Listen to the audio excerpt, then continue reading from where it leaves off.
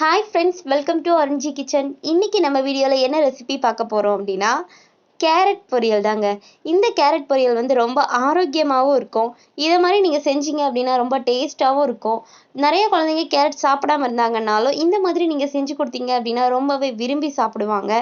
So இந்த மாதிரி ஸ்டைலில் பண்ணி கொடுங்க. ஆரோக்கியம் குறையாமல் அப்படியே சத்துக்கள் நிறைஞ்சு உங்களுக்கு கிடைக்கும். இப்போ அந்த மாதிரி நம்ம கேரட் பொரியல் பண்ணுறதுக்கு நம்ம என்ன பண்ணலாம் அப்படின்னு பார்க்கலாங்க. இப்போ கேரட் பொரியல் பண்ணுறதுக்கு நான் ஒரு பேனில் நல்லா ஒரு 2 ஸ்பூன் அளவுக்கு எண்ணெய் ஊற்றிருக்கேன். நீங்கள் எண்ணெய் சன்ஃப்ளவர் ஆயில் என்ன வேணாலும் ஊற்றிக்கலாம். நீங்கள் எண்ணெய் காஞ்சதுமே நல்லா ஒரு ஸ்பூன் அளவுக்கு கடுகு போட்டுக்குங்க. கடுகு போட்டு நல்லா அதை வெடிக்க விடுங்க. பாருங்கள், நல்லா கடுகு வெடித்து வரணும். கடுகு வெடித்து வந்ததுக்கப்புறம் நம்ம மற்ற பொருளெல்லாம் சேர்த்திக்கலாம். இப்போ நான் வந்து இந்த கேரட் பொரியலுக்கு நான் ஒரு 6 கேரட் எடுத்திருக்கேன். 6 சின்ன சின்ன கேரட் எடுத்து கட் பண்ணி வச்சுருக்கேன். இப்போ நான் 6 கேரட் அப்படிங்கிறதுனால 3 பச்சை மிளகா போடுறேன். 3 பச்சை மிளகாயும் ஒரு பெரிய வெங்காயத்தை சின்ன சின்னதாக இந்த மாதிரி இந்த ஷேப்பில் கட் பண்ணி எடுத்திருக்கேன். இப்போ இதை லைட்டாக நீங்கள் வதக்கி விட்டு பொன்னிறமானதும் அந்த கட் பண்ணி வச்சுருக்கிற 6 கேரட்டும் இதில் நல்லா நம்ம சேர்த்துக்கலாம். பாருங்க, இதை நல்லா எல்லா பக்கமும் நல்லா பரட்டி விட்டுருங்க.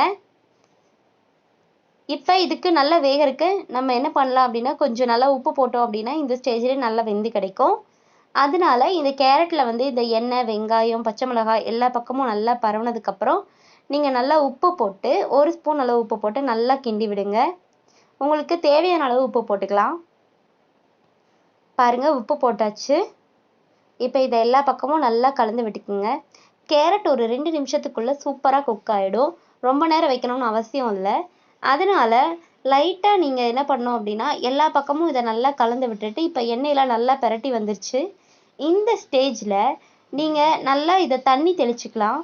ஒரு 1/2 டம்ளர் தண்ணி தெளிச்சிங்க அப்படின்னா போதும். 1/2 டம்ளர் தண்ணி தெளித்து நல்லா மூடி வச்சுருங்க.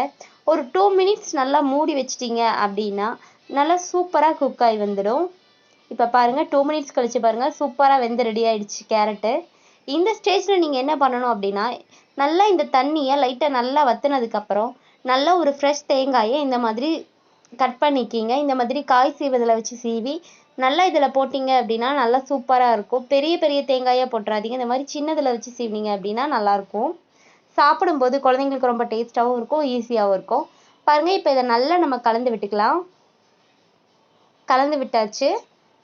இப்போ இதை நீங்கள் அப்படியே குழந்தைங்களுக்கு கொடுத்தீங்க அப்படின்னா ரொம்பவே பிடிக்கும். இதில் நீங்கள் ஒன்றுமே பண்ணல, நல்லா தண்ணி ஊற்றி நல்லா வேக வச்சு எடுத்து வச்ச கேரட் தான். இந்த மாதிரி சத்து குறையாமல் செஞ்சு கொடுங்க, ரொம்ப ஆரோக்கியமானது.